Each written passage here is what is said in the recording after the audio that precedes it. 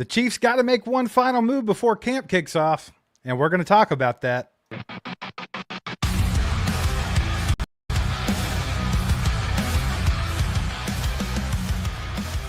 Chiefs Kingdom.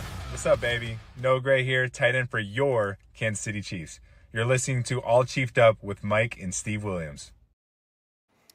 Chiefs Kingdom ACU crew, how we doing, ladies and gentlemen? Good to see everybody. Start rolling in here, baby. Hit that like button. Let's get this thing hopping. We got a little bit to talk about. Camp starts in a week. 1 week and camp starts. And the Chiefs still got something they got to get done, Mike. There's a deadline coming up in 2 days. There's a deadline looming, and Trey Smith and the Chiefs have got to get on the same page here and get a contract rolled out. What do you think about it?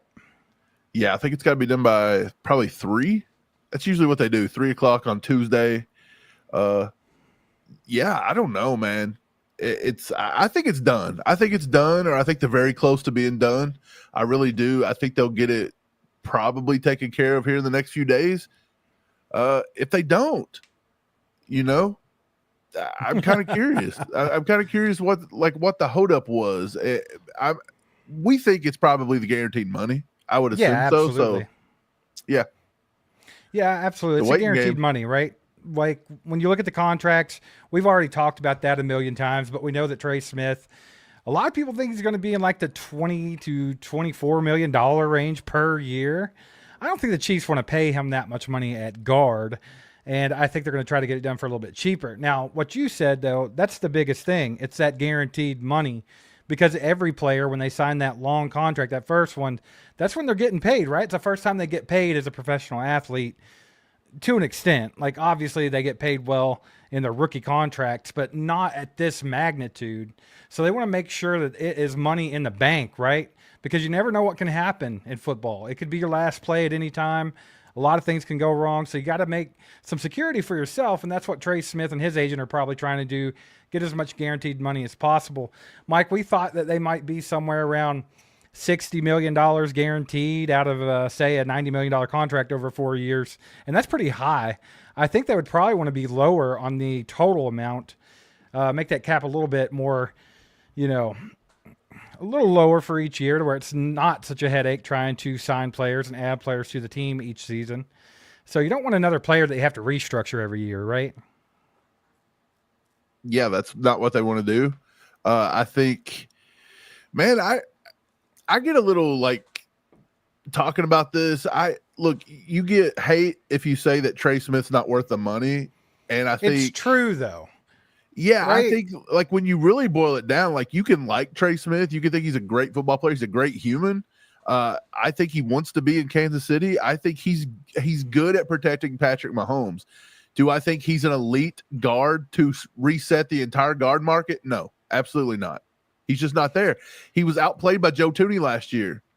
Like Joe Thuney, like as a guard, I'm not talking about when Thuney went to tackle. When Thuney played guard versus when Trey Smith played guard, it wasn't even close. Thuney was a top 7 or 8 rated guard, and I think Trey Smith was like 14 or 15 when we looked it up. Right. It wasn't close. Joe Thuney's at the back end of his career, and he was still outplaying him. So. Right. I don't reset the guard market here. That doesn't mean I don't like Trey Smith. That doesn't mean I don't think he's a good football player. I do not think he's worth resetting the guard market. If he wants over $90 million, he's got to take less guaranteed money. And I think if he wants, closer to 75, 85 million, somewhere in that range, you can give him a little more guaranteed money. But right. I think this has to be what the battle's over. And I don't think I'm wrong about this. I don't think Brett Veach and Andy Reid and everybody think that Trey Smith's the best guard in football. I really don't think you could ask them that question. They could answer that with a straight face. I just don't buy it. Yeah. Well, I want to take it a step further than you did. I don't want to reset the guard market with Trey Smith, but I also just don't want to reset the guard market. Even if Trey Smith was the top guard in all of football, I still don't want to dedicate that much of my salary cap every year to a guard. I'm sorry, but I don't. I definitely don't want one that ranks 14th or 15th in the league. I just think that's a wild thing, and I don't think that they will. I think the common thought is that they're going to reset the guard market with Trey Smith, and everybody's just okay with that and accept it. And, it's like you said, everybody loves Trey Smith. Trey Smith's a great player. Trey Smith's an awesome person. Everybody loves him in Chiefs Kingdom. and you want him here. And I think he wants to be here, and that goes a long way as well. But the fact of the matter is, you can really get yourself in a weird situation if you're not careful. You can't pay everybody top dollar, especially if they don't necessarily garner that much money. So I think there's somebody out there that probably would overpay Trey Smith, but I don't think Brett Veach will. Well, we've been here before. Yeah. We overpaid Jawaan Taylor. We reset the right tackle market and made him the highest paid right tackle, and they blew smoke. And I think they got a little feedback they didn't like from the signing, and they made the excuse, well, he may play left tackle. I don't think that was ever a consideration. He's never once even showed that he was going to play left tackle. Even last year when we needed a left tackle, it was never even thought of that Jawaan Taylor would even start to move off the right tackle spot. Right. Now, I understand that too, because you didn't want to make another hole at the right tackle and have him play the left tackle, and then you weaken both sides of the line. I think it was a little bit more comfortable for Tooney to slide to the left once. We already reset the right tackle market. That kind of failed. Creed Humphrey deserved the reset the center market. I totally get that one. Trey Smith somewhere right in the middle. Is he going to be the best guard in the league? No. Is he going to be the worst guard in the league? No. But I'm tired of resetting every position. Like, we just won't. I don't get it. I don't understand why we're doing that. And also, just by resetting these guys like this, you're kind of taking money from down the road, in which if these don't work out, then you're digging yourself a deeper hole here. Yeah, for sure. And I mean, it's kind of a double-edged sword, right? You don't want to overpay a guard for long-term purposes, but also you have to be very careful with how you protect Patrick Mahomes, right? You've kind of failed at that over his career. I think it's arguable that they've done a pretty bad job at making sure he's secure. Now, that's not saying they didn't throw stuff at the wall. It's just that everything didn't stick, right? They couldn't get anything to work over at left tackle. It's been a freaking carousel over there. So, yeah, I understand it, and I understand wanting to keep the core that you have here and really hope that the left side of the offensive line works out. And I think that's where that comes into play, right? Trey Smith has a little bit of leverage because you want some kind of consistency on this offensive line. And you've always had it kind of with the interior with Creed, Trey, and Joe Tooney. Now Joe Tooney's gone. So you have a whole left side of the line where you have either a rookie or a guy that was a backup last year to play left tackle. Then you have another guy that was a rookie last season, only got about 6 quarters in. You're either going to be starting him or Mike Caliendo at left guard. So there's a big question mark on the left side of the offensive line. So do you want to put another one at the right side? I think that's where that comes into play, where Trey has a little bit of leverage, because it's like, hey, you're going to have Creed, Trey, Jawaan. That's what you've had for 2 years now. Mahomes is comfortable with that. They all perform pretty well. I think that's probably what's helping him out, get a little bit more money than he should. And it just is what it is, right? I think protecting Patrick Mahomes has to be at the top of the mountain, right? Like, everyone wants it. Everyone's been complaining about it. How do you drop the ball when you have the best quarterback to ever play football, but you won't protect him? Right. So I think that's definitely what they have to focus on. But you have to be careful how you do it, right? Because you have a dynasty to secure. You've got Patrick Mahomes. He's hitting his prime years.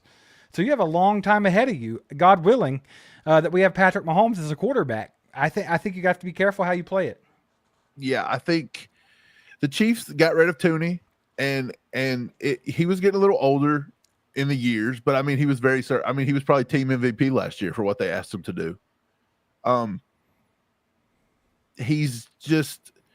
They're two different kinds of football players. Like, I totally get that. Trey's younger. Tooney's played longer. He's got more experience. He's played on multiple teams. He's played multiple positions throughout his career. Trey hasn't done that yet. It's hard to compare the two, but that's what Brett Veach did. He said, look, Tooney's getting a little older. I'm getting rid of him. We're going to take that money, and we're going to try to sign back Trey Smith. I think that's what he did. And to your point, I think that he's going to try to keep a little bit of a familiarity on the right side of the line. And that does sadly include Jawaan Taylor this year. But again, I'm holding out a little hope for Jawaan Taylor. This is now his 3rd year in Kansas City. This will be his 3rd season after the entire, Thursday night season opener debacle where Chris Collinsworth just wanted to make fun of him and take his career out in KC before it started. Even though he does nothing different than all the others, Lane Johnsons, you name it, they're all the same. They just wanted to pick on him. But he is responsible for a lot of stupid penalties in the red zone. He's responsible for some holdings and things like that too. He's not perfect. His run blocking was never great. His pass blocking was always just mediocre, but he got better from year 2 to year 1. He did that. He upgraded that slightly, but he upgraded it. He also went down. His penalties went down a little bit in year 2. So maybe if he can keep taking the step forward and his penalties go down and his pass block, his run blocking continue to get better, he's only 26, 27. Maybe they'll find a way. And a lot of people don't like hearing that, but maybe they'll find a way to keep him on this right side. And it's wild to think about, but I'm not 100% convinced that he's gone at the end of this year. They better hope Kingsley hits something there at left guard. Like, I think Kingsley's got to hit. And let's just hope Josh Simmons is as hyped up as everybody thinks he is. Because then this offensive line goes from Patrick Mahomes don't really have a lot to, protect them to Patrick Mahomes got a pretty great offensive line going forward for the rest of his career. Right. And as a GM, if you're in Brett Veach's shoes, I think that you want to make sure that you invest in that, right? Because it can't come back on you. Hey, I pay Trey Smith big money. I did this, I did that. Mike, I saw where Pops got in here earlier, and he said a guy at work proposed this trade to him. It's a Bengals fan.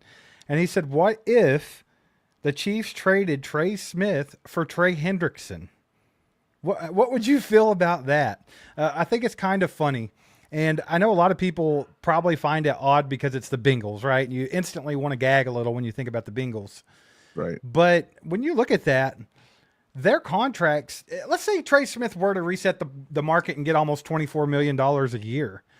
Trey Hendrickson, the best edge rusher in football, had the most sacks of anybody in the entire league last year, counting Myles Garrett, wants about $28 million a year. Right. That's a lot. It is a lot, right? But is that a huge gap between what you would pay a guard and you would pay the best pass rusher in football? Like, does that not make you think a little bit about that contract there? Yeah, look, just to answer your question, no, I would not take that trade. I wouldn't take the trade because Trey Hendrickson's a little older. He's 30 years old. Yes, he had and he's a wanting good something season. long term too. Yeah, he's wanting something long term. He's going to want something 33 until he's 34, 35. Look, pass rushers will start taking a decline into the 30s. We all know this. Myles Garrett's getting ready to hit that too. I'll guarantee it. He's 29. Within a year or two, he'll be declining as well. It's just going to happen. Crosby's only a couple years away as well. You got to get these guys young. I would rather invest in George Karlaftis playing here long term. I'd rather take my shot with Ashton Gelati. Right. Let's keep those guys. I would not trade a guy to protect Patrick Mahomes. Now, I will say that if, for example, they couldn't get it done, and I'm not saying this particular trade, but Brett Veach had no choice but to make a trade, and he had to get Trey Smith out of here. He just can't afford it. I think guard is a position that's not the worst for us to have to face because we have a lot of guys in the offensive line room that I think can play that guard position pretty well. I mean, again, Kingsley, Caliendo, I think Wanye Morris can play guard decently well. I think his body's more suited to play guard than tackle. CJ Hansen we drafted last year. I think Hunter Norzak can play it. So you've got plenty of options. You do have options there. But would I take this trade straight up? Shout out Lombo. I just don't think I would make the trade for Hendrickson. I think he had one good year last year. And I'm not saying he did have other good years, but I think last year was Hendrickson's peak. Like, I really think it's his peak, and I think from here it goes downhill. Right. And I'm with you. I wouldn't make the trade either. But what the point that I was trying to make from it is that the top pass rusher in the entire league is wanting around $28 million a year, and people are completely okay. They don't bat an eyelash at paying $24 million a year to a guard. Yeah, it's really weird. The 14th ranked guard. Isn't it also, it's just the way the league is. Like, the salary cap's going up every single year. All these things are going to reset. It's just because, look, Brett Veach reset the right tackle market. It's only been 2 years, and now his contract's not even nowhere near the top, I don't think, right? It's of course. It goes up every year. Of course, the salary cap goes up by a percentage every year, and all these contracts and it went up more naturally going to go than up, they right? thought it was gonna, because the revenue of the NFL just keeps going up and going up and going up. Absolutely. So when do you think we see this thing getting done, right? Because the deadline is the 15th. Camp's kicking off in a week from yesterday, I think, somewhere around that. And they got to get it done. So do you think we see something in the morning, or do you think we see something on the final day? I think, look, I was expecting something over the weekend, to be honest. It didn't happen. Maybe Brett Veach is going to hold off. Maybe they'll just show up and announce it. Maybe it'll be a quiet thing. I don't know if Trey Smith's kind of a flashy dude. Maybe he'll just show up to camp on Tuesday, and after camp, they'll come out and they'll say, hey, look, we reached an agreement. I don't know. But I would say right now, I was about 60-40 that they were going to announce it before camp. But now that we're 2 days away, I mean, it's kind of pulling back to like a 50-50 coin toss here. Again, he's under contract, but he could choose to sit at any minute. I don't know why he would sit. You're not going to sit taking 20, whatever it is, 24 mil this year. But he's got to consider injury too, long term. You go in there and somebody snaps your ankle in half or something, you miss the whole season, you might get paid $24 million, but if that runs your career, that's the last $24 million you're going to make. Right.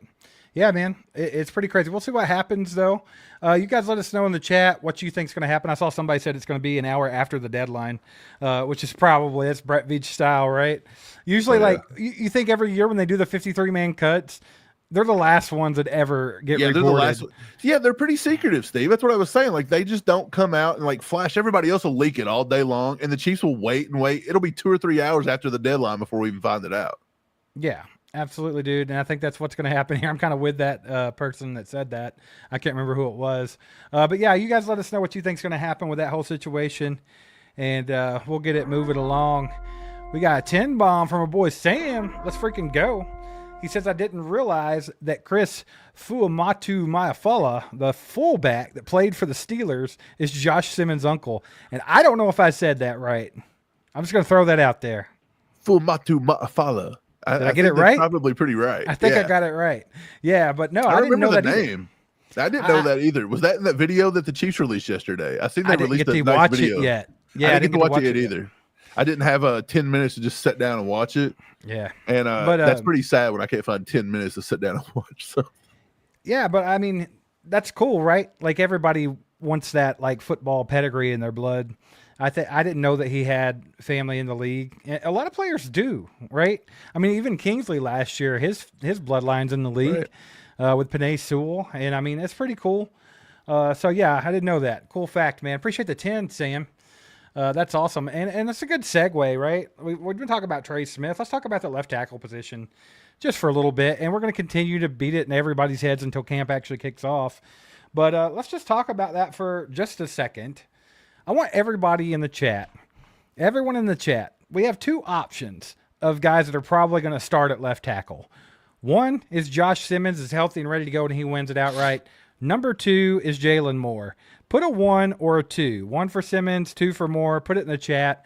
I want to see what everybody thinks on that because we've talked about it a lot, and I've seen some people going back and forth, but I want to get a good feel for what everybody thinks is going to happen because I'll tell you where I'm at with it, Mike.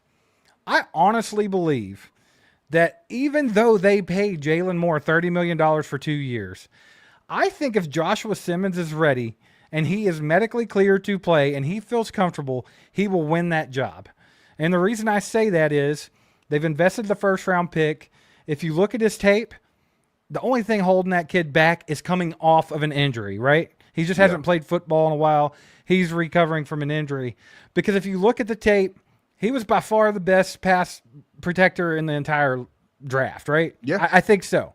Just straight up. If he wasn't hurt and there wasn't that question mark by his head, he would have been drafted in the top 15 easily. And we were able to give him a 31. So I think if he's ready to go, I'd almost bet that he wins that spot. That being said, Jalen Moore's no scrub. So what do you think is going to happen? Yeah, I think they want to give it to the younger guy. I really do. But there's a little bit. We're gonna have Lance on a show coming up pretty soon, releasing. So everybody will get to watch that video. Lance from The Spoken. People watch him sometimes. They follow him on X or whatever. We had a little bit of a talk about that, and he just kind of mentioned a little bit, and a lot of people's mentioned it. Like they Kingsley got it last year, right? He won it outright. The young guy, he only got to play 6 quarters. So a lot of people are like, look, even if the young guy shows he's ready in camp, you can't let him go all the way through training camp and the preseason and let him play 2 or 3 snaps and yank him out of the game. Yeah, don't do it. And he don't get any reps, and then he wins the job, and then it kills his confidence, and they yank him, and he's crushed. Yeah, we don't want to see that again. And I was on that too. But I think Josh Simmons is a lot ready. He's a lot more prepared, game ready to play right now than Kingsley ever thought about being. Because Kingsley played a lot of right tackle, and he played. Look, I don't want I don't want to slight anybody that goes to BYU, but playing at BYU is not the same as playing in the Big Ten, playing Michigan every week, playing SEC opponents. It's just not. So I think Josh Simmons, like you said, Josh Simmons was really, really good. Yeah. Even his backup. I think, who was his backup? Donovan Jackson? He went before him in the draft. Round. Right. That's what's crazy. Yeah. And look, would that have happened if he wouldn't have hurt himself? No. Well, absolutely. But that's a testament to what kind of a player Joshua Simmons is that we got at pick 31. His backup went in like the top 20 in the draft, bro. That should tell you something. That's how good this kid is. So I don't know, man. And I think Jalen Moore, he's got some experience. I think he started 5 or 6 games last year for San Francisco when Trent Williams went down. So, I mean, and he's played behind the best left tackle in football for a couple of years. I understand he was a 4th or 5th round pick. I think he's from Western Michigan too, like a small school, kind of like Skyy Moore was. But I do think there's something there. And I think that was a smart decision by Brett Veach and them to grab him because we didn't know we were getting Josh Simmons, of course. And I also think that was the best thing available because some of the other guys that were out there, like Dan Moore, Cam Robinson, all those guys were scrubs. Staley was going to want way too much money, and he wanted to stay in Baltimore anyway. I think it was the smartest decision, and it just so happened to work out to where now, no matter which way you want to go, like you have a backup plan. You have a plan B. So I think Brett Veach really like doubled down on that position, which was smart after the fits it's been given us. Shout out Bob with the 5 bomb. Let's go, baby. Speaking of having people on the show, we got an episode with Bob coming out probably in a week or so. We got one with Lance coming out for our podcast on Tuesday, and then Bob will be probably the following Tuesday. So keep your eyes out for that one. We had a great conversation with Bob, man. I thought that was really good.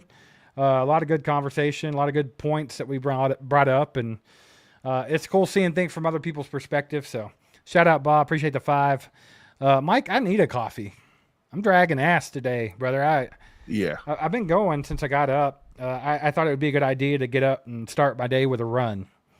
And, it sounds great, but good Lord, man, I've been suffering for the rest of the day. Yeah. When you get used to working out, that'll get you energized for the day. But when you're doing it new, well, I also did the grass after that, and then I replaced something on the car after that. I did too much. I'm too old and fat for all that. I'm not in that kind of shape. I feel you, man. It's been it's hot here. It's kind of been a long weekend too. Like all day yesterday, I was like, dude, the day just drug on. I mean, sometimes you don't complain over long weekends, right? Because usually they're too fast to right back to work on Monday. Right. Yesterday took forever. Hey, I'd be okay with it. We got a 20 bomb from Julian. Let's freaking go, man. It says, hey guys, my birthday's on Tuesday. I'm about to be 23. Another thing I came to talk about is how Patriots fans are so in denial and dumb as F on the Patrick Mahomes of his success, yet they won't compare him to Tom. Yeah, man. Appreciate the 20, by the way, and happy birthday. Happy early birthday. Happy birthday, 23, brother. Man. Let's go. We got a young guy in the house. Mike, you always said that you didn't feel like many young people watched. And here's one. Here's one with the 20 bomb. Let's go. I hear you. I see you. But yeah, man, happy early birthday. And yeah, I think that whole conversation, and we've talked about that a little bit too, right? Patrick Mahomes is always a topic of conversation, especially in the off season. Coming off of that horrible Super Bowl performance, and let's keep in mind, Patrick Mahomes owns a piece of that pie, but by all means, it was a bad performance from top to bottom. It wasn't just one player.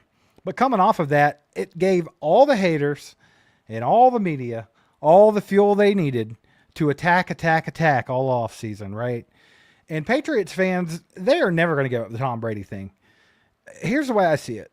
Patrick Mahomes could win 27 Super Bowls by the time he quits, and everyone would still say Tom Brady's better if they're from the Northeast. That's just how it is. They are stuck on that guy. Because, I mean, right now, up to this point in his career, what Patrick Mahomes has done is unprecedented. Tom Brady didn't do it. Nobody's done it. And nobody's probably going to have that good of a run in their first 7 seasons starting ever. I think Patrick Mahomes is going to go down in history as the greatest to do it, and they're just not going to accept it, man. They're just not going to.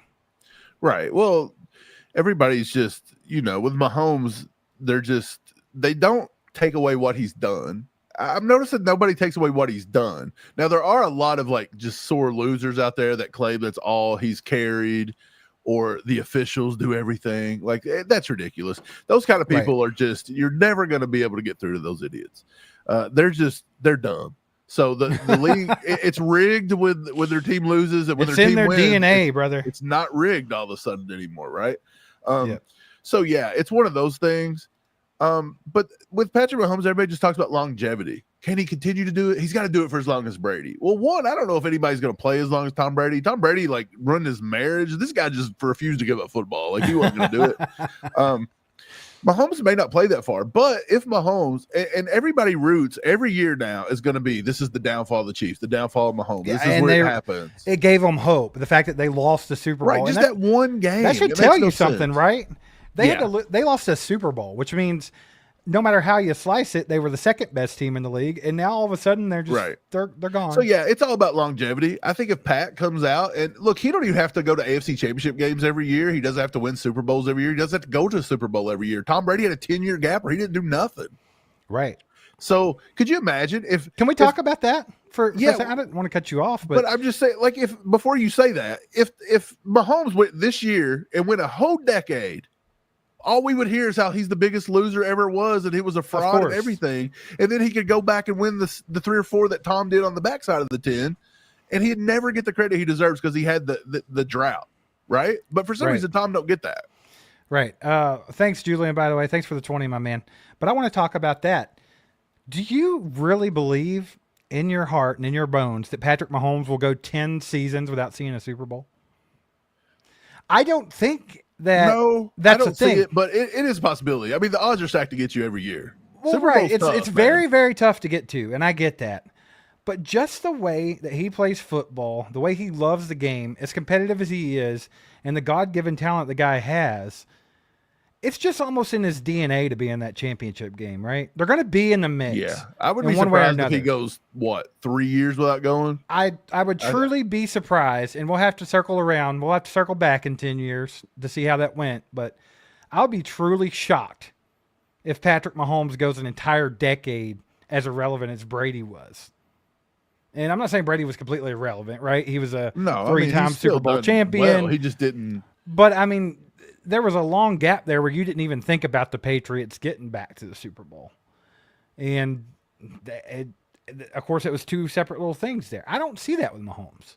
I think what you have with Mahomes, and I think what Brett Veach has his hands in right now, making sure that this roster stays as prepared for longevity as possible, I think you have to take this run as far as you can get it. Because usually when people disappear like Tom Brady did, they don't pop back up a decade later. You know what I'm saying? Yeah. So as much as I think it's probably not going to happen where Patrick Mahomes would disappear for 10 seasons, I think it's just as, good of a chance that if he does, there won't be a comeback from that. You know what I'm saying? Yeah, I think, like I said, I'd be surprised if he goes more than 3 years without seeing 3 years, definitely without seeing an AFC Championship game. Yeah, I find that to just be when wild. He's been in the AFC Championship game every season that he's started so far. I'm not going to say I don't see him in an AFC Championship game until I don't see him in an AFC Championship game. Well, we'll say, look, the Chiefs have their work cut out for them to be able to keep up with everybody else, because everybody in the AFC's been spending. Right, and teams are starting to build correctly now. Right, and still over the past few years, usually don't have that many great quarterbacks come out year in and year out.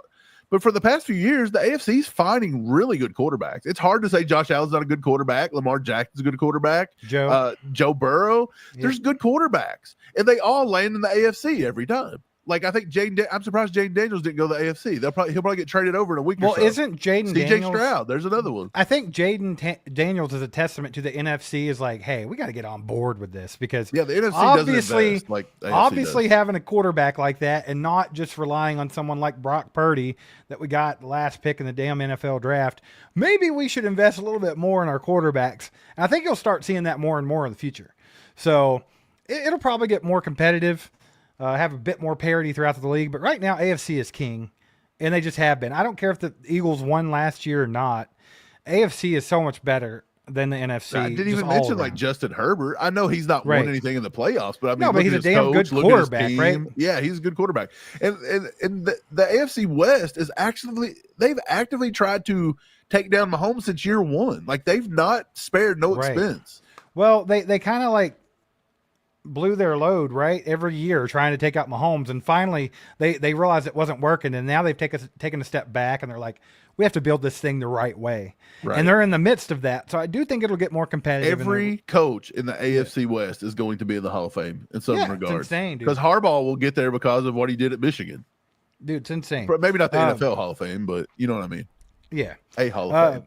Sam, been a member for 16 months now, says, wow, Quinshon Judkins got arrested in Fort Lauderdale, Florida on Saturday, July 12th for domestic violence. I saw that, man. We dodged a bullet there. Dodged a bullet. A lot of teams were really high on Judkins. I didn't know there was any character concerns there. Did you? I didn't see Or do you think this is just kind of like an off-the-cuff thing, you know? I mean, well, we don't really know what it's about. I mean, do you remember when Xavier Worthy was supposed to have done that too? And then that was my next point. 2 or 3 days later that it wasn't. But I don't know. These kids, man, it's just there's different priorities right now. Like they would rather look good and keep a persona than just put their heads down and go to work. That's just the way it is. Like and I think that's why the Chiefs have done a lot of investing into trying to find good kids, and when they find them, sort of like a Trey Smith, that's why they're willing to make them a pillar of the organization. I think they kind of reward that in a way too. Even with Trent McDuffie, I'll go as far as say like McDuffie and George Karlaftis even. That's why I think that they got a leg up in the signing. I think so. Mike, was that your grumpy old manness talking, or do you think that's like an actual big difference from like generations ago? Because I mean, no, it's 100%. Dude, back in the 80s and 90s, you had like, I want to say like you had a bunch of cokeheads playing football, right? Wasn't Dion like the first guy that kind of just was flashy and Can you say that on YouTube? And I don't know. If not, you're going to get us banned. But otherwise, yeah, like now I feel like everybody, like all these guys, they want to have like music careers. They want to be models. They go to fashion shows. Like they want to do everything but play football. And that includes Joe Burrow too, because remember when he was being a fashion show guy. That's what I'm saying. He has his own his own stylist. It's not a position. It used to just be receivers, and then cornerbacks kind of got in on it, but now every position seems to be a diva. Yeah, it is getting more and more that way. But yeah, I think you let everything play out with the Quinshon Judkins thing. I don't want to nail the guy to the wall yet because, like you said, with the Xavier Worthy situation, a lot of people were already just like, oh my God, here we go again. And come to find out, it wasn't the kid's fault at all. Well, making bad decisions on who you hang out with, I suppose. But other than that, wasn't really on him. So we'll see how that plays out. Donald, been a member for 13 months now, says, yeah, the conversation is crazy when all you have to say is Mahomes has only missed 2 Super Bowls since starting. Yeah, dude, I was thinking about that like earlier today or yesterday. I was just like, it's crazy how close Patrick Mahomes is to have been in the Super Bowl every year he started for 7 years.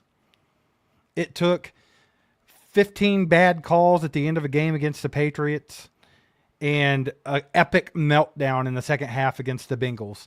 If it wasn't for those 2 things, Patrick Mahomes would have been in the Super Bowl every season he started in 7 years. That is insane. Yeah. Like, it's mind-blowing.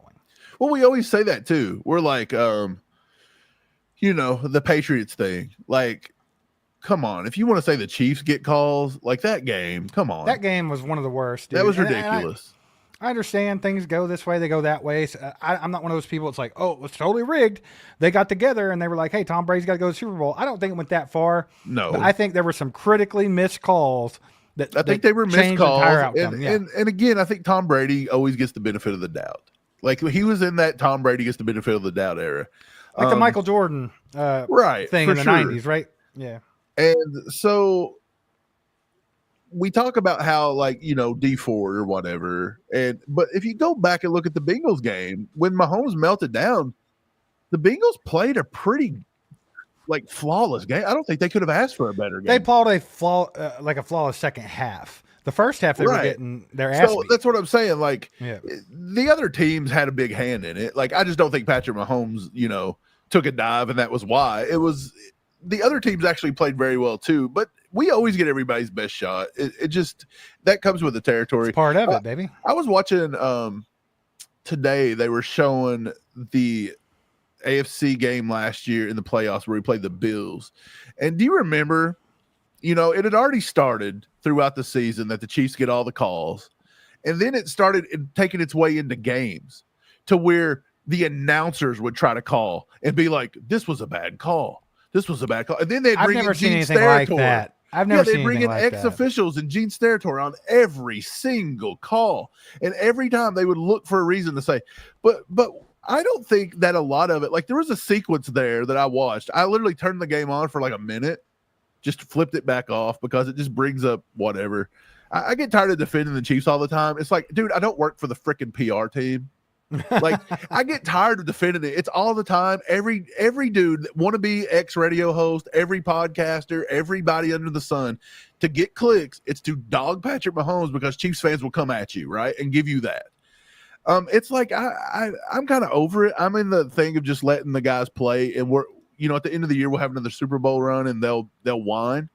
But when I watched that game today, Steve, I seen things that wasn't bad calls, but it's like in a time where everybody was hyper focused on us, the dumbest stuff in a football game happened. Like the play with Xavier Worthy where the guy almost picks it off and then it goes through his hand and Xavier Worthy catches it, and everybody wanted an interception. And of course, it was a tie, so it was the right call. But then the ball hits the ground, so the nose barely touches the ground in 20 times slow motion. So then that had to be a thing. Like if it was any other team, it'd have been an incomplete pass. And then on the same play, they called it was a third down, by the way. They called a holding call on the defense against Travis Kelce. So we were going to get the first down anyway. But then they showed the replay, and it really was a hold. And then the next play, we get stuffed, but they had threw a flag to challenge it. And it was like how much stuff went in a row that just caused everybody to hyper focus on. It's like we couldn't get out of that hyper fixation stage. Right, but that's the thing too. It's all however you want to view it, right? If you're coming at the perspective that you hate the Chiefs and the refs help the Chiefs in every call, right? Every call of every game becomes that. But that's what the NFL was making that out to be last year, and it was so old. Have you guys watched the new season of Quarterback on Netflix? I turned it on earlier while I was running, and I watched part of it. I actually gained a little bit of respect for Joe Burrow. I don't dislike him as a person anyway, but I actually gained a little bit of respect for him. He was talking about the Chiefs game last year, and it was that they ended up winning the game because there was a pass interference called on against Rashee Rice there, and they got down, got 29 yards on that play and then kicked a field goal, right? And, of course, everybody was upset about that one, and that was a big thing all year, right? Like, oh, well, they only won that game because they gave them a pass interference call. Right. Well, Joe Burrow outright said, he was like, if I were them and I wouldn't have got that pass interference call, I would have been pissed off. Right. So it's like, yeah, it just was. So, I mean, if the other team's quarterback can say it, I think it's okay for the fans to admit it as well. Like sometimes there are just penalties. Not going to happen. Right. And, that's the thing. It comes with the territory of being a good team too, right? The Chiefs are tough to deal with. And they're really tough to deal with in crunch time because Patrick Mahomes, that's what he does. And they have really good players on the team. Penalties come along with that. When you're trying to stall a team that's tough to stop, penalties are going to happen. And I think that's just part of it. So, yeah, that's my rant. All right, baby. We got a 25 bomb from Peter. Let's go, baby. The legends in the house. Y'all put some legendaries in the chat for Peter. He says 2 things. Do you think they might rotate the left tackle position at the beginning of the season? And secondly, I loved your last in the hot seat. Okay, 3 things. There's no way Patrick will not be in another Super Bowl. Check mark on all 3 of those. No, I'm just kidding. No, I don't think they'll rotate the left tackle position, no. I really hope they don't. I really hope it isn't a situation where they don't think Josh Simmons is ready. Jalen Moore's not what they think he should be, so they try to put Josh Simmons in. Or vice versa. You have the Kingsley situation that Mike was talking about earlier, where you put in Josh Simmons, and you're like, oh, maybe we jump the gun there and pull him. Because we don't want to kill that kid's confidence the way Kingsley's got wrecked last year. So I think that they need to get it right? So, like, whoever they decide to go with, be confident in that selection and just let it roll out. Would you agree with that? Yeah. I don't. If they're rotating, then something's not right. Yeah, I think in my so too. opinion. Like, that scares me a little bit. For sure. And then the last hot seat, so what Peter's talking about, if you're a member of the channel, you'll know it's a members only video series. The second one came out early today. It was us with Arrowhead Addicts Price Carter on the hot seat. That was a good one. If you're a member and you haven't got to watch it yet, make sure to go watch it when we're done with this or whenever you have some time. And if you're not a member, you can become one by hitting that join button or going to join.allchieftsup.com. It's $4.99 a month. And you get all kinds of cool little perks with that. And the members only video series is part of that. So go check that out. And then the last thing he said, totally agree with. It's really tough to envision Patrick Mahomes never being in another Super Bowl. I feel like he's almost synonymous with Super Bowl at this point. Like, that's why people hate the Chiefs so much, because a majority of people that watch football, I really do think, like, they watch it on the Super Bowl, right? You have this large group of people that don't even keep up with it all year, and they're like, let's get together and have a Super Bowl party. They're going to have Super Bowl parties, right? Yeah. So guess what? When Patrick Mahomes is in every one of them, eventually they're like, I'm sick of seeing the Chiefs here. I want to see different teams. And it's like, it's just a bunch of like casuals, and everything kind of adds to the fire, right? And I think people are just tired of the Chiefs. They have the Chiefs fatigue. They have the Chiefs derangement syndrome. And they're just over it, bro. And you know what? We don't care. Yeah. Well, it's a new generation coming in. It's a whiny generation. It's a crybaby generation. The older generations used to cling on to like underdog stories and stuff.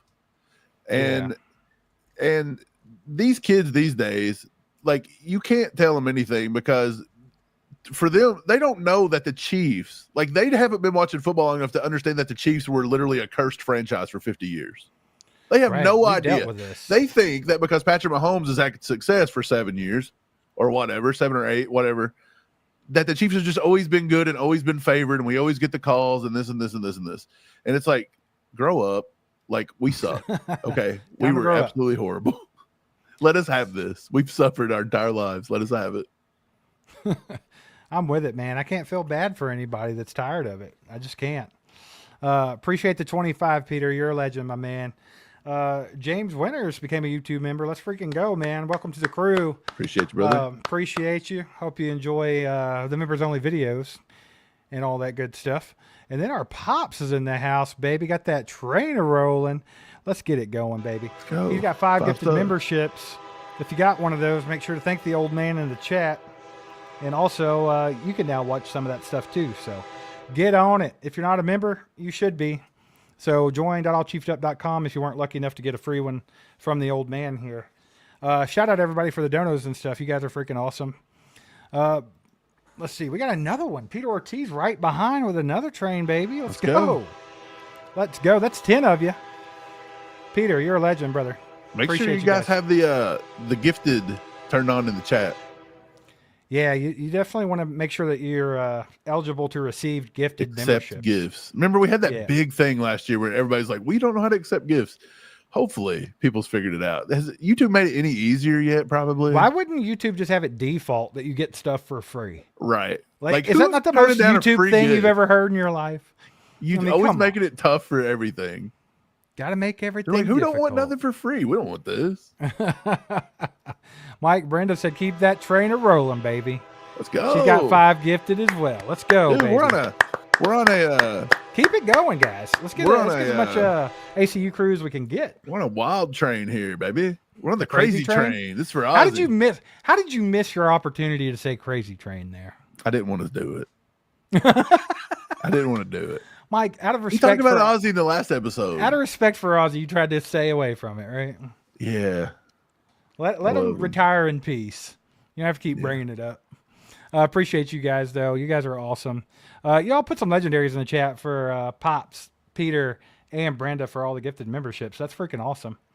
Love growing the crew, man. I like having a lot of members. Members onlys are fun. And we got all kinds of ideas in the future for members only. And Mike's got some stuff for some giveaways. So you guys be on the lookout for that. Some good stuff too. He told me about it, and I was like, "Yeah, that's good. Some good People stuff are gonna like coming that." in. Mike, I think you need to sing it. Crazy Train.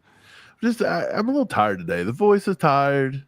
Oh, it may pop out later on or something, but come on. You can't do it like on the spot. About time with the 5 bomb says choo choo. Let's get it, baby. Let's go.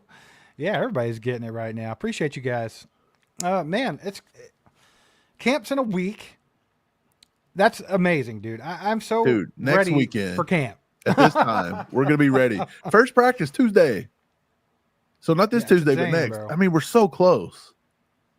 I'm just excited because usually when camp kicks off, I feel like camp goes by pretty quick. And before you know it, the preseason's kicking off. And you right start there, getting guys. games. We're mid-July. I mean, you have what? You have preseason games at the end of August, right? Or in the middle of August. In July, I think. No, I think it's like first or second week of August, and then what's the first game? The Hall of Fame September. Yeah, it's usually around the September 7th or something like that, I think. Hall of Fame game this year's Thursday, July 31st at 8 p.m. So July this month, 31st for the Hall of Fame game. This month, Thursday, July 31st. Lions versus Chargers. Hey, before you know it, man. Before you know it. Peter says, "Let's go to Joe's. Let's go. Working on it." we'll let you guys know all this stuff. Chew with the crew, guys. Mark this in your calendar as a tentative date. Okay. Mike, what do you got for them? Is it August the 2nd? August the 2nd. It's a Saturday night. We're doing it on a weekend night this year, so that way people can get out and go. We usually do it during the week because we're there during the week, but we're going to try to get there on the weekend. We're going to do it during a weekend night, so it's easier for people. They don't have to get up and go to work the next day. They don't have to ask off for work. Some people may be like, look, I hate you guys. I'm going to go to the movies or spend time with my girlfriend or something. If that's the case, cool. But, yeah, I think we're going to do it on August 2nd, so a Saturday night. It'll be 7 to 9 p.m. Pencil it in. August the 2nd. Yeah, we're trying to make everything work. And it's looking like Zarda again. It's going to be Zarda again in Blue Springs. The Zarda in Blue Springs. They're the ones that welcome us in. They have us. They give us the whole room. They've been great every other time. Yeah, they don't give us any problems. They let us stay. And burnt ends are pretty good too. You know what? They're underrated. Got 5 more gifted from our boy Kyle. Let's freaking go, Let's baby. go. Kyle was there last year. Kyle took us to the Royals game last year, man. That was a fun time. That was a good time. I really enjoyed that. It was nice hanging out with Kyle. Remembers when we went and bought the $1 hot dogs and were giving them to children and stuff. We couldn't give those things away, dude. Kyle wouldn't eat any. Yeah, he was like, I don't know if you poisoned that thing. He said, I'm not eating a $1 hot dog. Get it out of my face. Yeah, man. I think Zarda's has been very accommodating, and I really like it. So that's the deal, man. August 2nd, y'all pencil it in. See if y'all can make it work. We'll be there some way, one way or the other. We're going to figure it out. And it's going to be a good time, man. It'll be fun. Working on some posters for you guys, too. I got to get the final draft done and try to get them printed and back. We've been behind on everything, man. It's been a crazy off season. Yeah, so if you guys didn't know, if you haven't been there before, when you come, we usually bring gifts with us. So posters. I'm trying to come out with another gift, too. I don't know if I'll be able to get it going, but if not, we'll do them through giveaways throughout the season, too. But our posters, which we give away, we always have some left over and we'll do poster giveaways, but the people that come to the place get a free one and or 2 or 3, how many ever you want.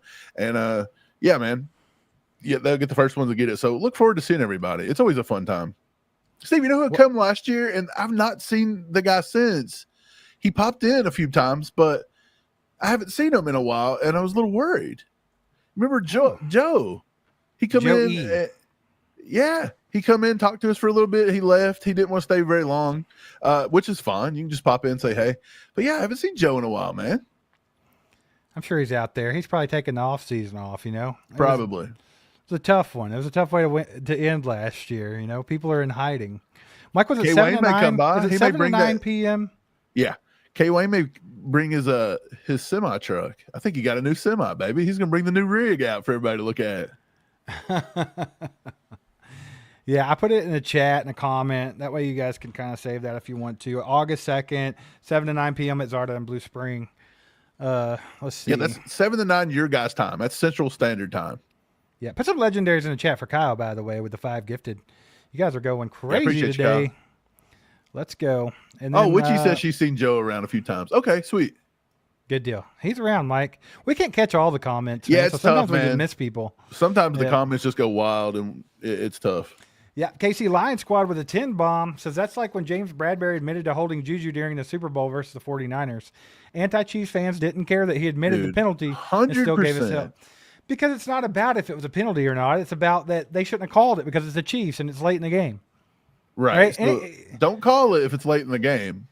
The rules don't apply. Can you imagine if every play was like a Hail Mary for the last, 2 minutes of the game? Like, you don't have to follow any rules for 2 minutes. It would be just wild, go out there. dude. Yeah, dude. That's what people want, I think. And it makes no sense. Let's just start a league where there's no rules. This is what people want to see. I'm more in the other boat. I'm more in the other boat with that. I think they need to start calling penalties on the Hail Mary plays. If there's like, a penalty, how do they you need just to get call away it. with it? They never do, and you know it. And other teams know it. They'll don't. tackle people. They don't care. Yeah.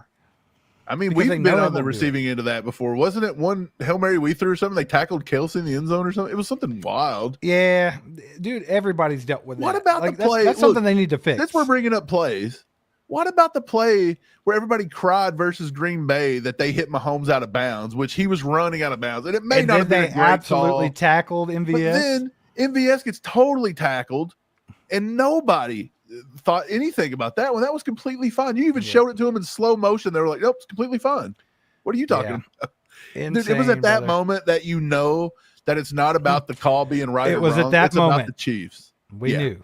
It's at that moment that it's only the Chiefs is what they're worried about. Appreciate the 10, Casey Lion Squad. Peter Ortiz says the love is flying in the ACU chat tonight. Let's Mike, go. they need a little bit of music to go with the love flying around, and you're failing everyone. I was working on getting it going, but then you called it out again. That's a lot. It's got to be spontaneous. I don't believe that one bit. It's got to be spontaneous. I think you're just trying to put this off on me, is what you're doing. I think it's your turn to sing. I don't have any cool effects. Come on, and now. I don't Get sing your effect anyway. game up. Come on, brother. I was a drummer. I don't sing. I'm not Phil Collins. Come on, be a little Phil. Oh, excuses. I know. I'm sorry, man. Yeah, man, but camp kicks off in a week. Yeah, we've talked about it enough. Countless times. More than enough. We all know what the camp battles we're wanting to look at. We all know what's exciting, what needs to happen. We all know what the plan is so far for Andy Reid. We know it's going to be the same as last year. Let's push the ball down the field, get that quick strike offense back. I think that's going to be the goal. And I'm just excited to see how it all works out, man. I'm super excited for this season. I think that this is the most talented roster that Patrick Mahomes has had in his entire career, from top to bottom. And there's a lot of young, promising talent that we haven't even seen yet, because our draft was killer. Our draft was killer, and we went and got Christian Fulton, Jalen Moore. Dude, we got some guys. Can I talk about the Jerry draft? Jerry Tillery? Yeah, go ahead. Can I talk about the draft? Actually, I wanted to bring this up because we're gonna have a guest come on the show, and I don't know when it's gonna be. Locked in, eh? Oh, you don't know when we'll release it. I got you. Yeah, I don't know when it's gonna release to you guys, but I want to release it before they get to training camp. But I don't know if it's gonna be able to do it. So if so, we're just gonna have a lot of content next week. So don't let us down. Everybody watch it. Otherwise, it's gonna bomb, and YouTube's gonna be like, nobody likes you, and then they're gonna hide us for the whole season. Like, that's what happens every year. We'll release 2 or 3 things right before the year, and they'll be like kind of low, and then YouTube's like, oh, they don't like you, and then they'll just hide you for the whole season. But yeah, we got a guy coming on the show, and I'm just gonna say who it is. Like, why not? It's fun. Actually, I'm not gonna give it away. But he's pretty prominent. He does a lot of stuff. He does a lot of analytical work. He's a football analyst. Yes, He's a football analyst. He's a national football analyst. It's not a KC football. It's a national analyst. This guy's huge. He's got like 400,000 followers. He's huge. He talked about his rankings for the Chiefs, Steve. He said we had the 5th best draft so far. The 5th best draft based on value. And that he said it's the most how did he say it? He said it was the most valuable draft was the Chiefs, was the number 5 or the number 6. I can't remember which one. But still, that is insane to think, because a lot of people were talking about how these guys were all overdrafted. They wasn't any good. Omar Norman Light can't play defense. Ashton Gelati was a reach. Jalen Royals was injured. It's wild how much he values the Chiefs draft, man. And I'm excited for him to talk about it a little bit. Yeah, dude, it's going to be fun to get his perspective on that because, I mean, you can go back and forth with a guy like him, and he's coming at you with facts and knowledge. He doesn't have a lot of slapnut takes. He don't really like to get the hot takes going. He's kind of analytical, right? He's very analytical. That'll be a very good conversation. Yeah. Mike Bezzosa says you got to sing Where Eagles Dare by the Misfits. That's a good one. You can bust that chorus out, buddy? Yeah. We'll get banned instantly. You just do the beginning. That's it. That's all you can do. Yeah, man. Mike, everybody's like calling you a tease now because you said you didn't want to say who it was. I'm going to say it. Can I say it? It's yeah, Warren, you go ahead and tell him. It's Warren Sharp. Warren Sharp's coming on. Not to be confused with Warren Sapp. He'll be on next week. They're quite opposite people. Warren Sharp, man. Follow him on Twitter. He does good stuff. He's actually just released a new book. It's like 356 pages or something like that. It's all the teams, analytical. If you play fantasy football, if you bet, sports gambling, it's a pretty comprehensive guide, dude. He does it every year. He's got tons of killer stats in there, man. He sent me a copy to review.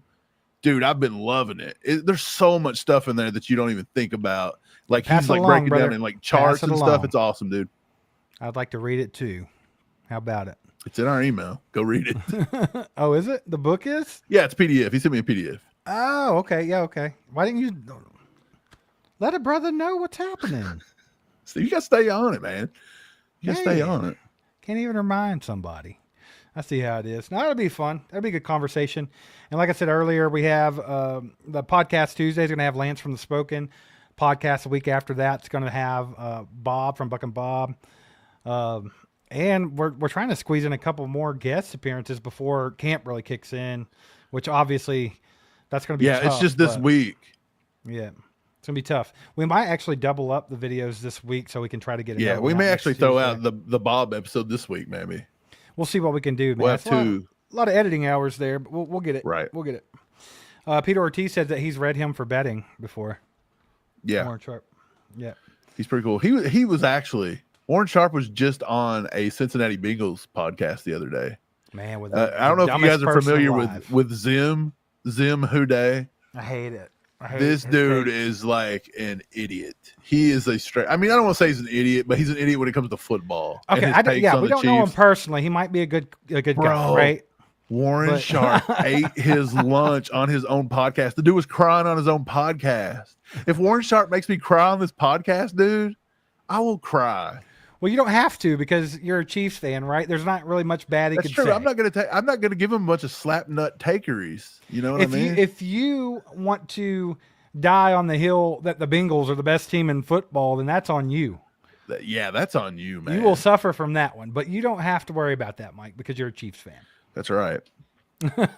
Knowledge.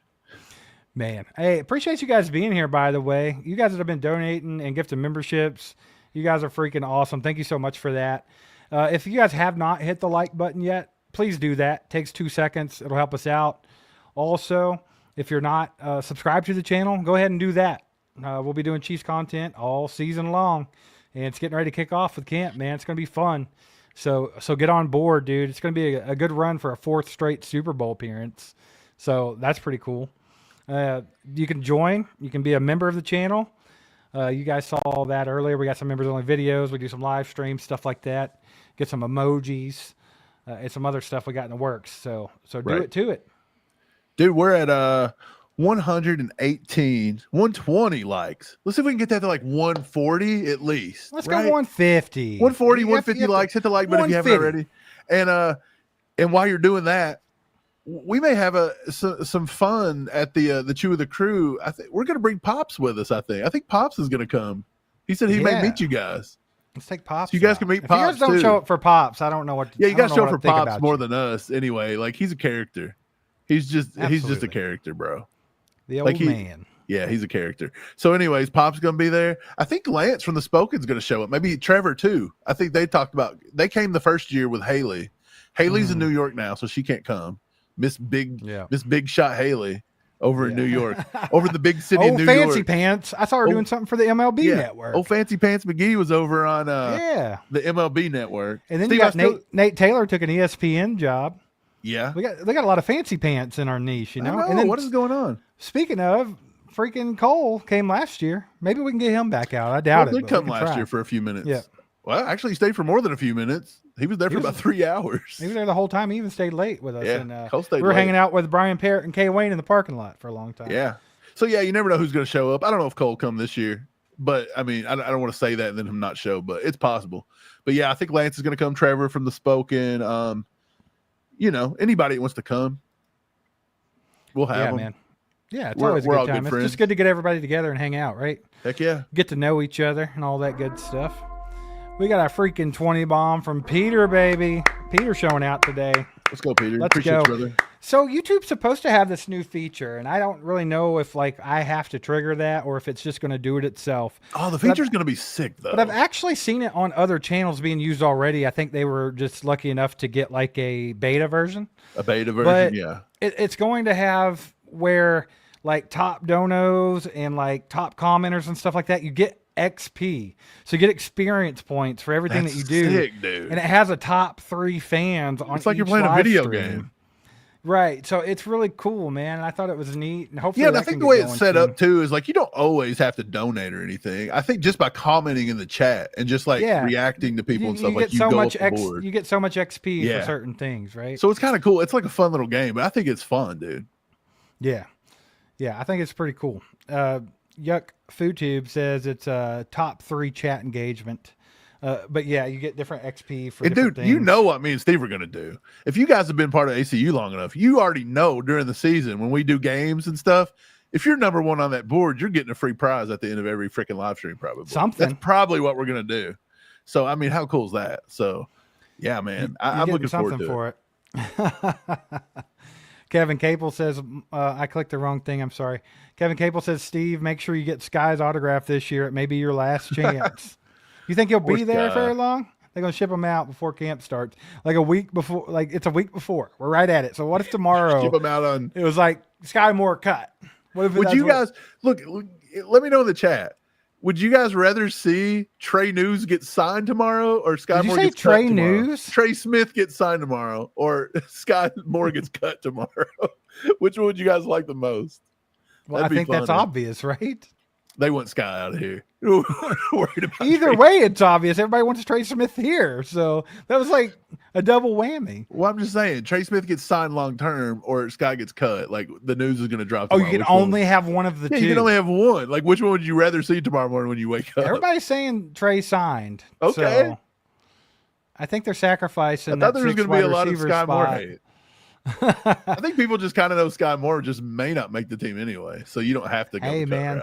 I tell you what, Skyy Moore, he is the offseason champion, though. If you have him on Instagram, he's constantly on that jugs machine. He lives on it. Yeah. It's insane. Dude, he puts in work. I'll give him that. I don't know why he can't figure it out, but the dude works hard. I honestly think a lot of it was the mental game.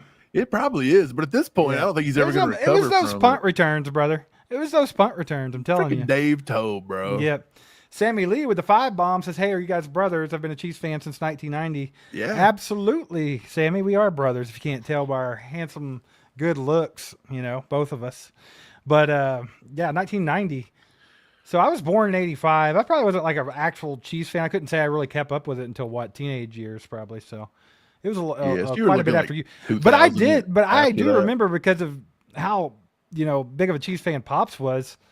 Good Lord, even before I kept up with it, I remember watching it and listening to it, and I knew the players. I knew everything, so that's pretty cool, man. Appreciate you. Glad to have you aboard, by the way. I'm assuming you're probably newer here if you didn't know we were brothers, so welcome. Yeah. Appreciate you, man. Thanks for the 5. You being here. That's freaking awesome. Yeah, man. Hey, everybody do that. Put in the chat. I want to see the year you became a Chiefs fan. If you can if you can get it to that, if you can get it to a year. I bet you we got somebody that's been a Chiefs fan since 50s. Surely. Oh yeah. Yeah. I mean, Pops has been one since good grief, man. Back in the day. I want to see what everybody has to say. Pops was born in 58. It's hard for me to pinpoint a year, right? But I think when I very first started actually paying attention to the Chiefs and just being a Chiefs fan, I want to say Larry Johnson was the running back. So that's when you start remembering it? Something. It was around the Larry Johnson days, bro. I was watching before Montana and Marcus Allen years, well, and I know you remember. I those. remember all that. I definitely remember all that. I remember the Schottenheimer teams, the Dan Sally years, baby. I remember all that for sure. But I think when I actually started keeping up with it weekly and just being a Chiefs fan, I think that was around the time that Larry Johnson was running the football. I think. Yeah, my years were like J.J. Burton, DT, Stephon Page, Sally Amua, Neil Smith. Those were my years, baby. Like back in the 90s. I loved it.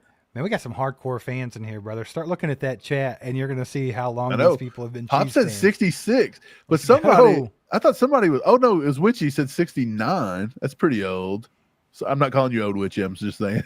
I think Witchy, you got to watch him. Witchy, I swear. I don't know. That come out wrong. Sound like Gary Hollins at 69. God, Steve, why'd you do this? You done this, so I would say Kyle that. Said 67.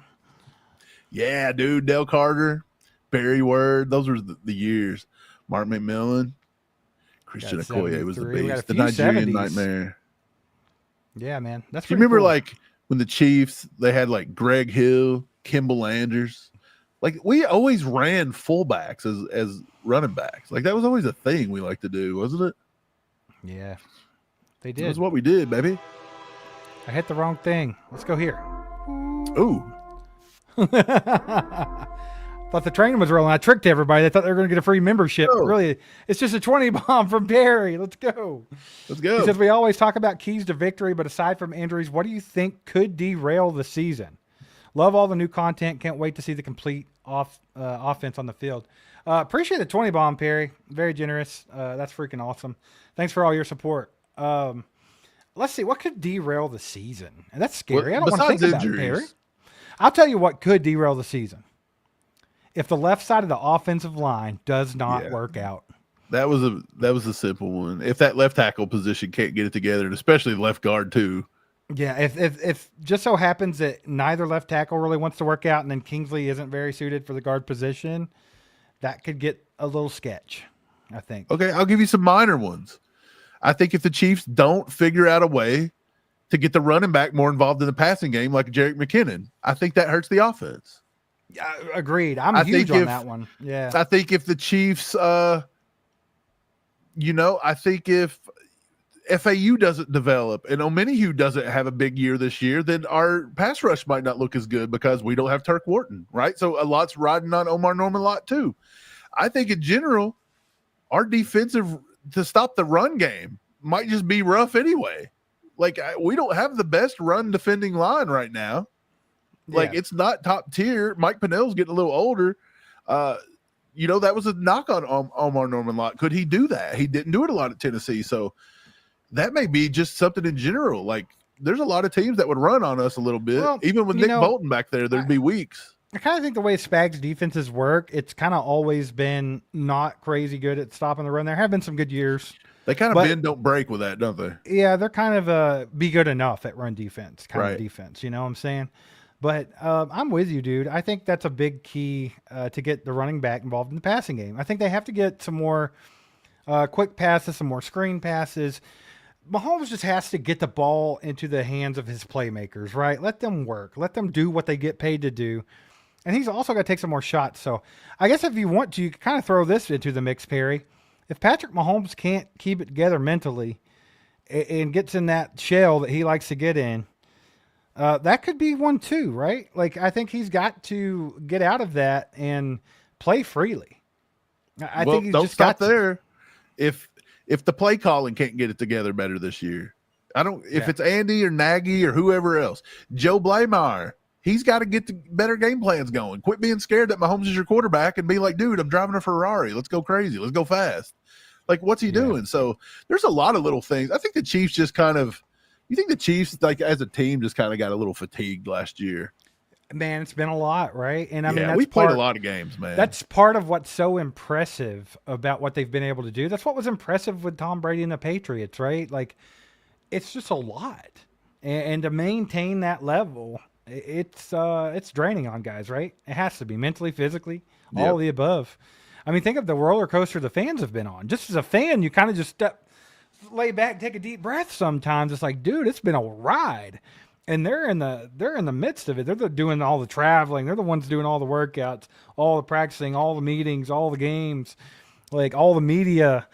Like, so, I mean, I can only imagine, man. I do think that all that's kind of been wearing on the team. But I do feel like that, don't get me wrong, I didn't want the Chiefs to lose the Super Bowl. I definitely didn't want them to get embarrassed by the Eagles in the Super Bowl. But I do feel like it's almost like take a deep breath now. And it's kind of like it's like one of those beneficial breaks. It's just like a good stop. Like, just stop, reset, get back at it. And I think that's what this team's going to be able to do. It was a good reset. I felt like they were kind of on a I don't want to like say for sure because you don't know, but I feel like if we would have won that game, if we had found a way to win, because we found a way to hang on to a 15-2 season last year, it was incredible. But there was a lot of close all those games. Injuries, bro. There's a lot of bad football played amongst that too. Which, I mean, yeah, if you got injuries, but if we would have won that game, do you think the guys would have come in as focused? You think Kelsey would have come back this year as focused? Kelsey may have retired. Who knows? But maybe this reset, maybe it was something good. Like maybe, the grand scheme of things, if we would have won that Super Bowl, it would have felt better in the moment, but maybe that could have slid the dynasty. But maybe that ass whooping and that reset, now maybe that gets us back for another 4 or 5 years. I mean, you always hear about good losses, and the fact that you don't want to take one of those in the Super Bowl, no matter how good it is, right? That's two now. But you have to take the positives away from it, and I think that that's what everyone's trying to do. Patrick Mahomes said it himself. If he could pull any positive from the Super Bowl, it was the fact that he went into effort mode in the second half and realized, hey, I can just throw the ball up to my guys and they'll go get it. Yeah. Like, I need to give them more opportunities. He saw what Xavier Worthy was able to do. Hell, Mike, we watched all 22 tape all season last year, and I bet there were probably 10 plays where Xavier Worthy could have had a massive gain or a touchdown. And Mahomes just pump faked, didn't throw him the ball, didn't look his way, just wouldn't do it. And I think this year, you got to let it rip, man. It's time to get out of your head and play some football. Just have fun with it, bro. And trust the players around you. Appreciate the 20, Perry. Yeah, appreciate it. You guys are freaking awesome. All you guys that have donated and everything, I know I said this already, but we appreciate you guys. It goes a long way in helping the channel grow. We're doing our best to keep that train chugging along. We're trying to have more consistent content, if you guys haven't noticed. It'd be hard-pressed for me to say that anybody else is putting out more content than we are at the moment. I'm sure there might be somebody out there, but anyone that doesn't have a staff of some sort is not putting out as much content as we are. And appreciate you guys. And you should subscribe if you haven't yet. We're going to try to get to 50,000 before the season kicks off. And we're moving right along. We're in the 48,000 range right now. So we got a little bit of work to do, Mike. But we got about a month and a half to get it together. I think we can do it. Hey, if we don't, we don't. What can you do about it? Just going to keep chugging along. Hey, the crew's not going to let that happen, okay? The crew's going to make sure that we have 50K subs. They're going to tell their friends. They're going to tell their family. They're going to post this on social media and let everybody enjoy. I hear you. Yeah, shout out to our X and Facebook watchers tonight as well. You guys are awesome. YouTube, I see that you guys are starting to show back up a little bit more. They're getting back in the game, baby. Back in the game. It's camp time, man. It's about that time, right? I mean, it's okay to, mourn the loss of the Super Bowl. It's okay to want to disappear for a little So what you're calling it? Yeah. But it's time to get back. It's time to get back. Put them big boy and big girl pants on and get back at it. That's what we're doing. But yeah, appreciate all you guys. Thanks for all the comments and everything today. Love when the crowd is ready to go. When that chat's booming, it's fun. I like seeing your all's opinions and all your stuff too. That's really what it's all about, man. I like seeing things from different perspectives. I mentioned earlier we did that episode with Bob from Buck and Bob, and I thought Bob brought up a couple cool little things that I hadn't even really thought about, like in certain conversations. And so it's always cool to get everybody's perspective, and we feel that way about you guys in the chat too. So glad that you guys participate. You guys are awesome. It's always a fun time, man. Always a fun time. Like you said, when the chat's rolling, it's fun. Get a little back and forth. That's what this channel's built on, man. Oh, for sure, little right? Dialogue with the chat, man. It's a community channel, so yeah, a lot of people don't like it. Hey, it is what it is, but that's kind of how we've been since the beginning. We just want it to be an open conversation and try to get to you guys as much as possible. Also, there's a new feature with YouTube too. It's the communities tab. Y'all know that one already, where we can post some things. But now there's an option somewhere where we can set it up as a spot for all subscribers to go to and talk all the time, like a message board basically. And you guys can talk about whatever, post whatever you want. And the mods that we have, which do a damn good job here in the chat, they also will be moderators there. So if you post something that shouldn't be up there, the mod's going to pull it down. So don't get any ideas out there, Bills fans. Our mods will be watching. But I think we might open that up too. That way you guys can just have that open conversation all the time, and we will try to participate in that as much as possible too. And there's just YouTube's trying to step their game up, and we're trying to step our game up. So hopefully it's just going to get more fun the further we go with it. I'm sure if the Bills come in and write something slap nutty on that wall, it'll be down within 13 seconds or so. What about the Bengals? Got. The Bengals? Nah. Nothing clever for them? What is there to be clever about? Did you see where Jamar Chase named his top 5 corners in the league and wouldn't say McDuffie? Like, he is the most butthurt dude over the Chiefs I've ever seen. Dude, that says more than him putting them there. And let me tell you, that shows you the character of a player. And let me explain. He refused to say McDuffie because McDuffie ate his lunch, right? Well, he won't say Mahomes either for anything. Right. He refuses to say it because he just wants to be a jerk about it, and he's got the ego and everything. On the flip side, Trent McDuffie actually told people in the Super Bowl press stuff that Cortland Sutton was a top 3 wide receiver. And why did he say that, Mike? Because Cortland Sutton beats him to death every time they play. So at least he had the humility to be like, hey, this guy's underrated. He's kicking my ass out here. Like, he's good. He's a different breed than the Jamar Chase. Jamar Chase is a jerk, right?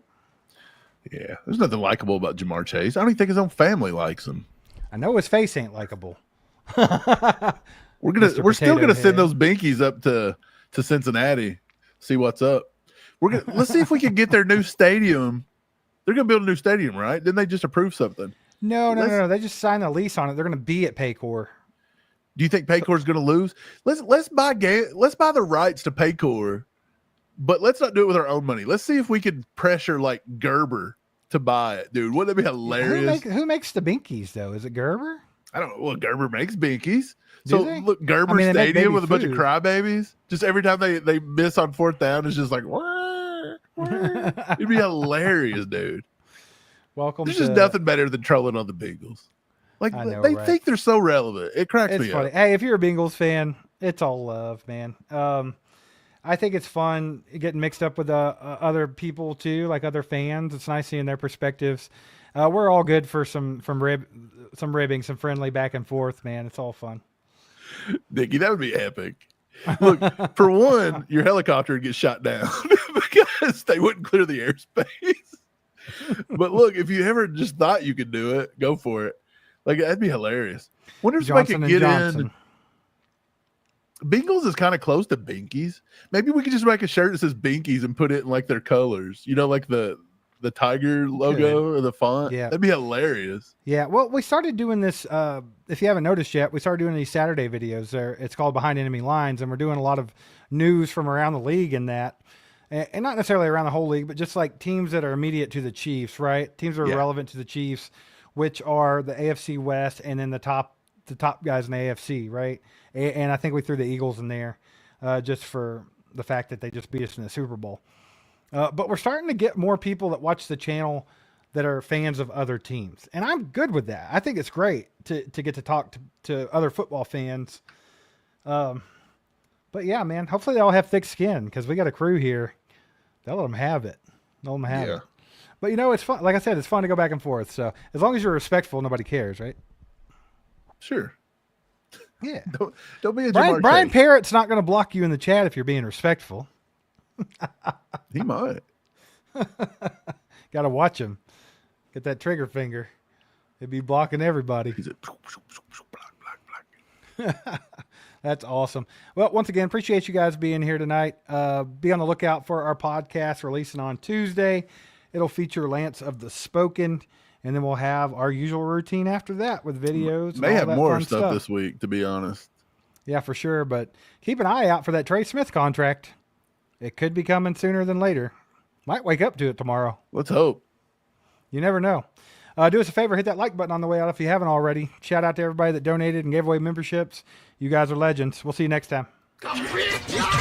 Wow.